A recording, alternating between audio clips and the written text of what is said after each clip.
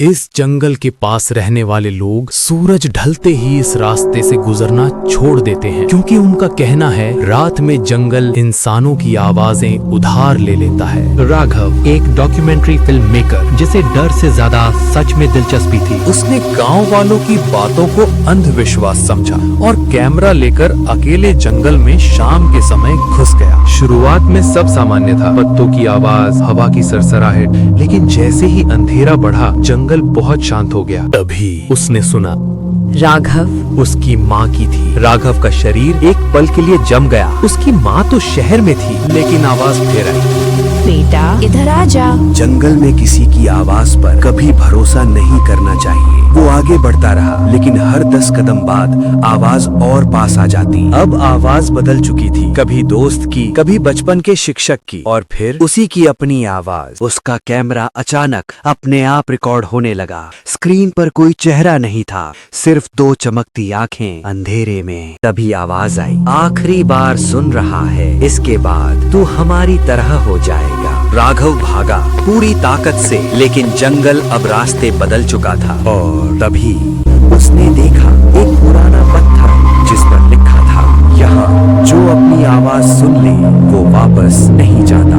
राघव समझ चुका था ये जंगल लोगों को मारता नहीं, उन्हें अपनी नकल में बदल देता है। अगली सुबह गांव वालों को जंगल के किनारे राघव का कैमरा मिला, लेकिन राघव नहीं। कैमरे पर कीचड़ और खून के धब्बे थे। लेंस टूटा हुआ था, जैसे किसी ने जानबूझकर उसे जमीन पर पटका हो। गांव में हड़कंप मच गया। कुछ लोग बोले किसी जानवर ने मार दिया होगा, लेकिन बुजुर्गों की आंखों में डर साफ दिख रहा था, क्योंकि ये जंगल सिर्फ जानवरों के लिए नहीं जाना जाता था। शाम होते ही अचानक कैमरा अपने आप ऑन हो गया, बिना किसी के छुए। स्क्रीन पर रात का जंगल दिखा और फिर एक आवाज, राघव की आवाज। अगर कोई ये देख रहा है तो समझ लो मैं गलत था। कैमरा हिल रहा था, राघव भाग रहा था। अचानक फ्रेम में एक औरत दिखी, सफेद साड़ी, उलझे बाल, चेहरा अध चला, आंखें काली खाली। वो चल नहीं रही थी, सरक रही थी।